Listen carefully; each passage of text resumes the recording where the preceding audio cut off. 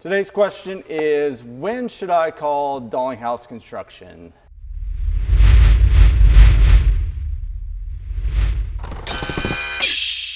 Mark, take it away.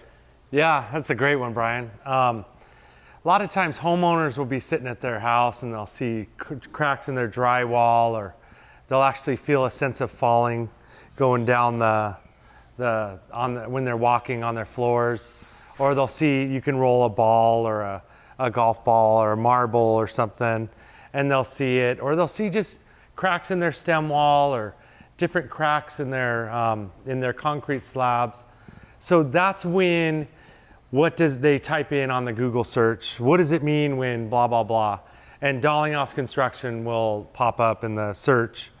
And then that's when you call and get a representative like me to give you a call back and discuss your problems and schedule a free appointment. Thanks, Mark. And honestly, anytime that you have questions, we're here to for answers. So we've seen a ton of houses. You've seen over probably 2,000 houses in Southern California and Arizona. So like I said, anything that pops up or any questions that you may have, feel free to give us a call at any time. Thanks again for joining us with another episode of You Ask, We Answer.